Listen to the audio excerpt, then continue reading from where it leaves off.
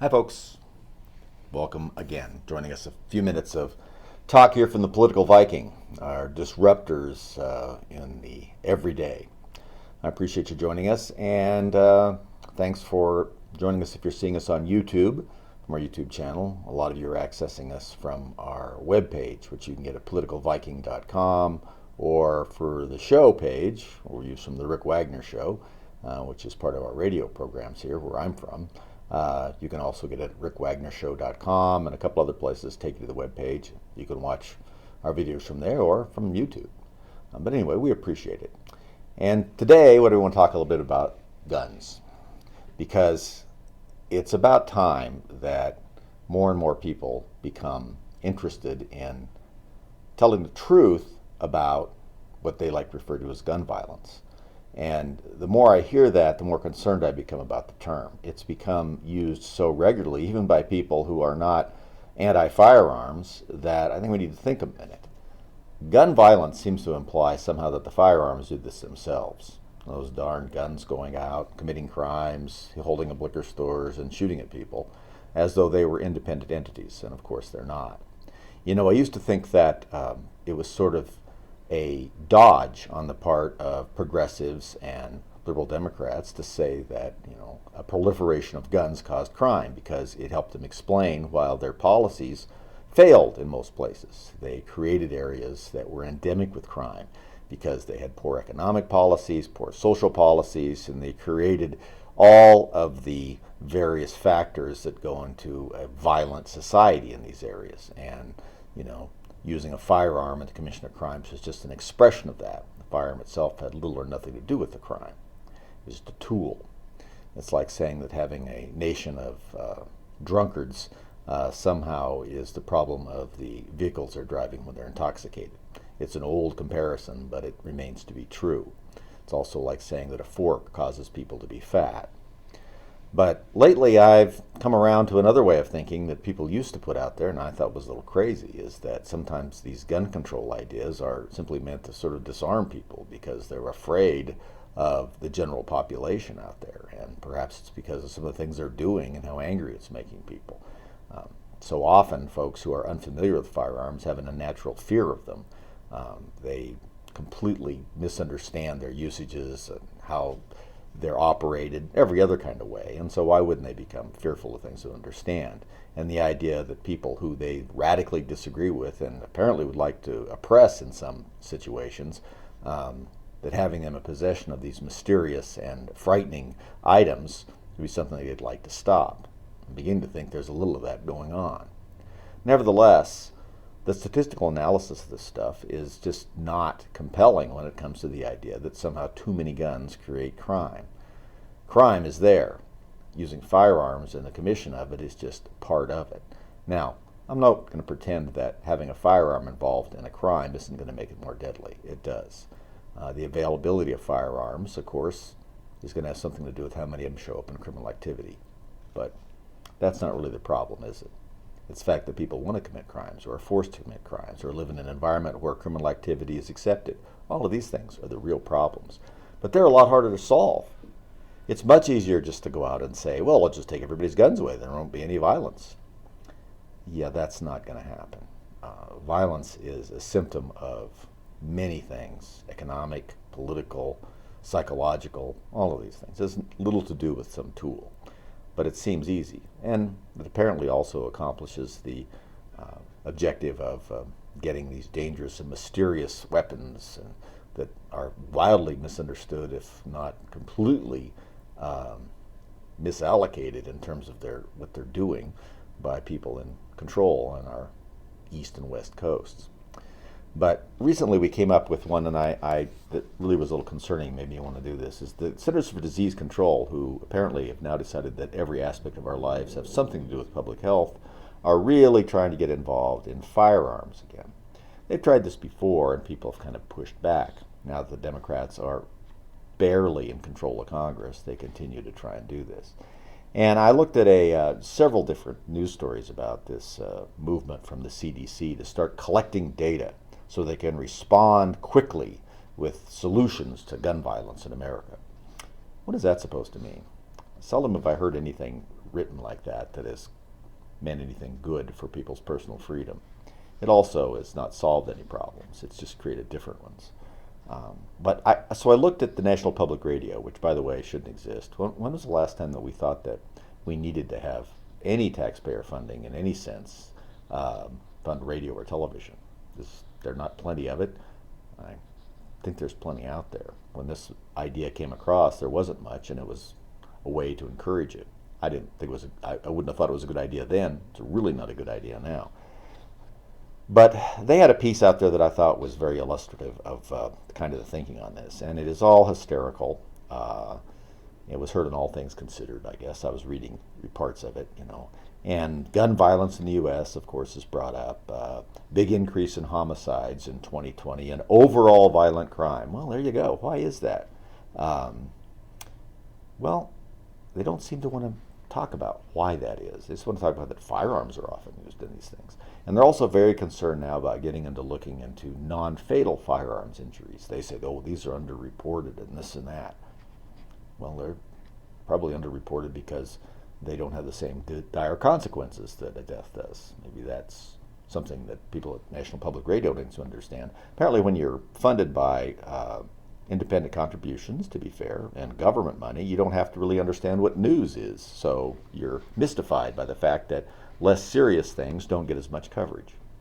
But when you read through what the Centers for Disease Control are doing again, is they're attempting to collect enormous amounts of data again. Oh, we need this data, we need this and that. Now, many people in the firearms community are concerned about the data because it always seems to be the idea that they want to figure out, what firearms you have, how many of them you have, where they're at.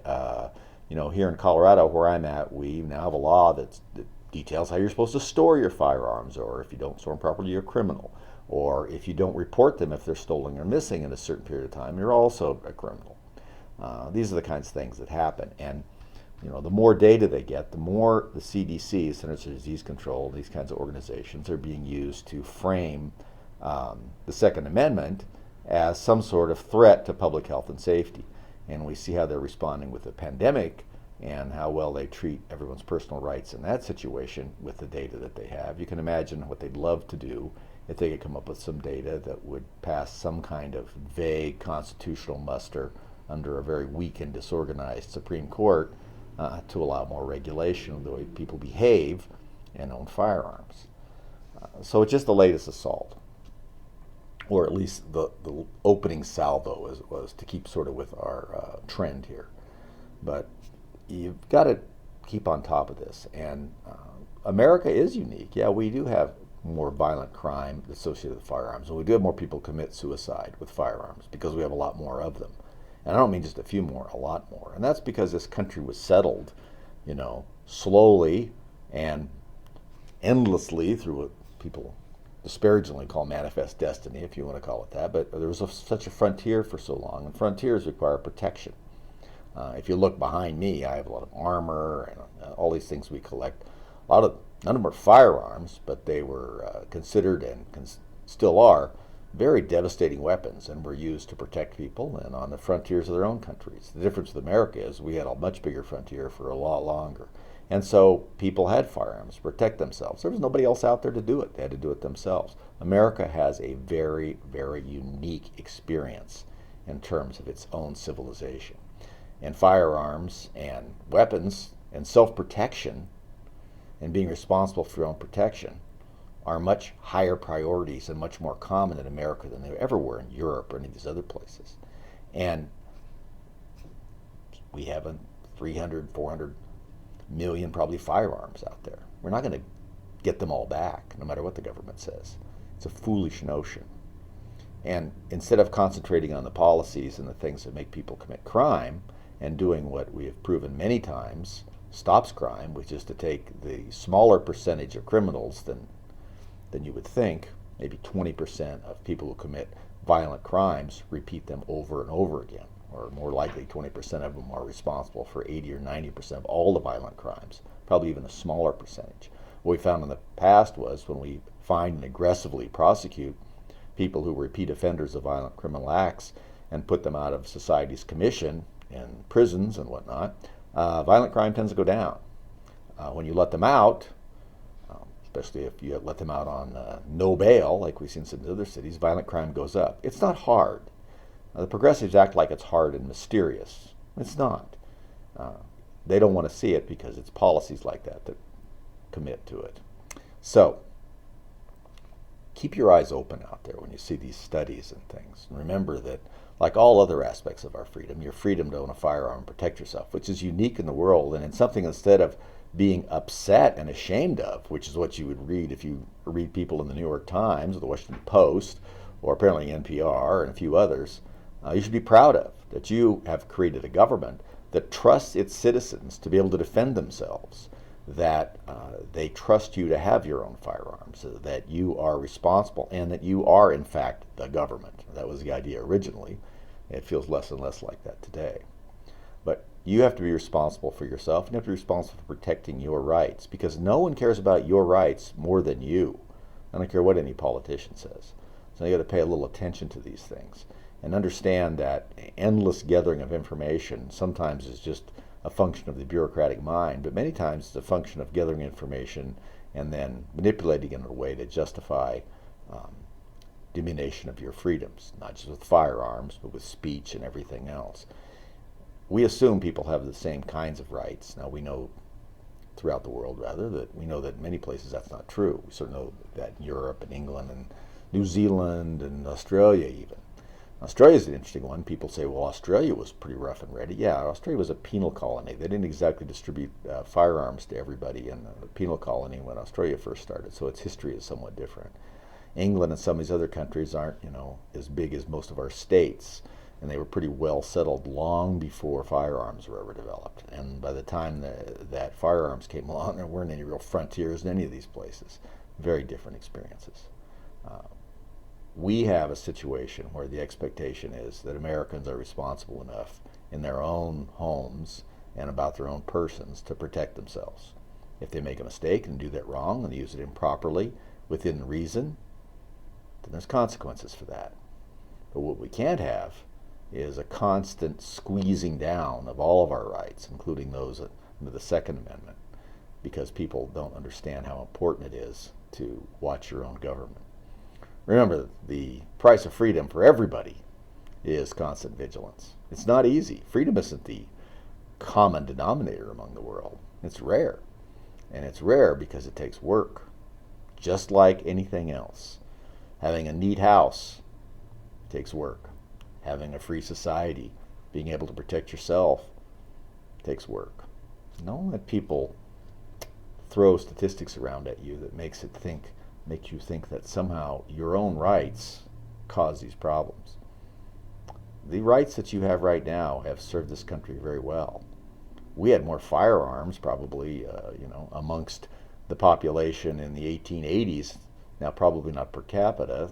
It's hard to say. Certainly amongst people on the frontier, than we do now. So many of us remember not that many years ago that people had firearms places. They, in the western states, kids would go hunting in the morning and keep their firearms in their trucks or their trucks of their cars. Now there'd be a SWAT incident and probably the whole community would be shut down. No one was killing anybody then. So what's the difference? What has made that difference? Well, it's a societal and policy difference. That's what's happened. And we have to find someone who's responsible for that and is willing to say, gosh, those weren't very good ideas. I haven't found those people yet. They continued to think they were good ideas. They just weren't enforced enough. There wasn't enough pressure put on people. They didn't have enough power. So they constantly are looking for ways to gather. Some of these studies are ways to put statistical analysis behind their efforts to gather more power. So see them for what they are. We need to understand why we've changed in some of these things. Were there mass shootings before? Yes. Were there many of them? No. Have there been more of them? Yes. Are there more of them now than there were a couple years ago? No. The pace of people, mass shootings actually went down. And until this pandemic and until all these policies in some of these metropolitan areas about letting everybody out of jail when they commit crimes the second they show up, violent crime is going down. Now it's shooting way up. And you know where it's shooting way up? In these places that are so concerned about guns. They need to look to themselves and not look into your closet to see if there's a gun there, but look into their own policies to see if there's any sense in there. We'll be back soon enough. Take care out there, everybody. It's not easy being free.